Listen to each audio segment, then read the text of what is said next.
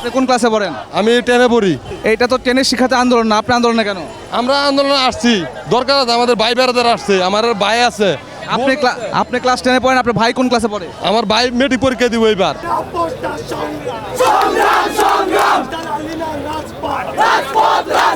এখানে যারা শিক্ষার্থী পরীক্ষা ফেস করছেন তারাই আসলে আন্দোলনটি করছেন, আপনি এখানে কেন? ও স্টুডেন্ট না, আমি স্টুডেন্ট।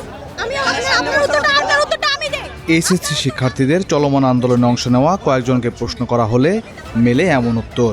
ওকে প্রশ্নবিদ্ধ করার কোনো দরকার নাই। ও ওপেন স্কুলে, ওপেন ইউনিভার্সিটিতে ভর্তি হয়েছে প্রথম ফার্স্ট ইয়ারে মানবিকে। এবার সে আমার সাথে আসছে আন্দোলনে যোগদান করার জন্য, আমাদের হয়ে প্রতিবাদ করার জন্য। এখানে কে স্টুডেন্ট? আন্দোলনে অংশ নেওয়া অনেককেই কলেজের শিক্ষার্থী মনে না হলেও তাদের দাবি ছিল তারা পরীক্ষার্থী। এই আন্দোলন কেন জানেন? কেন আন্দোলন? ওই যে শিক্ষামন্ত্রী কি বলছে শুনেন না আপনারা?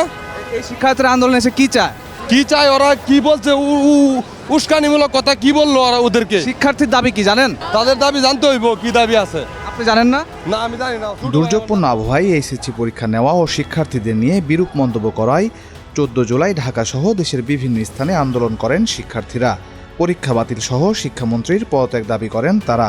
আমাদের দাবি একটাই, শিক্ষামন্ত্রীর পদত্যাগ চাই। উনি কেন আমাদেরকে ফার্মের মুরগি বলবে? এক দফা এক দাবি মিলনের পদত্যাগ। কর্মসূচি কতক্ষণ চলবে এখন এখানে? যতক্ষণ আমাদের দাবি না মেনে নেওয়া হবে। আমাদের শরীর কিন্তু অলমোস্ট ভিজা, আমরা বৃষ্টিতে ভিজছি, ইভেন স্টিল এখনো দাঁড়ায় আছি এক্সাম দিয়ে, এখনো সকালের খাবার খাই নাই।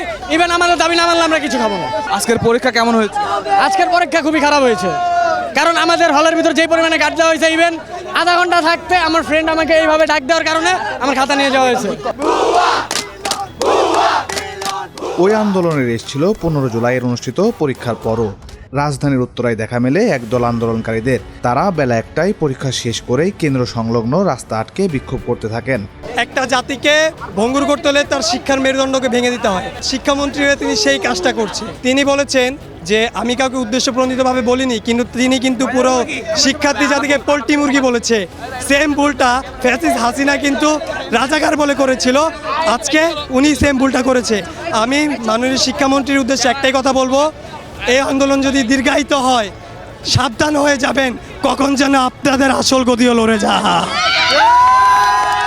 এইচএসসি পরীক্ষা বাতিল নিয়ে শিক্ষার্থীদের আন্দোলন শুরু হওয়ার পর থেকেই একে ভিন্ন খাতে নেওয়ার চেষ্টা চলছে বলে অভিযোগ তুলে এক পক্ষ।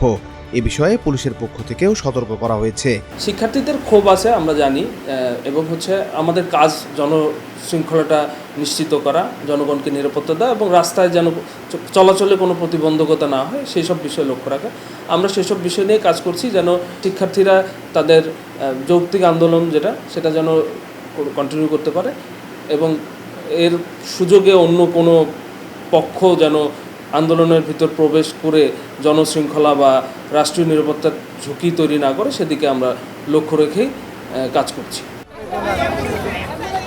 এরই মধ্যে জাতীয় সংসদে শিক্ষামন্ত্রী আনোয়ার ইসরানুল হক মিলন জানিয়েছেন 13 জুলাই অনুষ্ঠিত পরীক্ষায় যারা অংশ নিতে পারেন নাই তাদের পরবর্তী সময়ে পরীক্ষা দেওয়ার সুযোগ করে দিবে শিক্ষা মন্ত্রণালয়।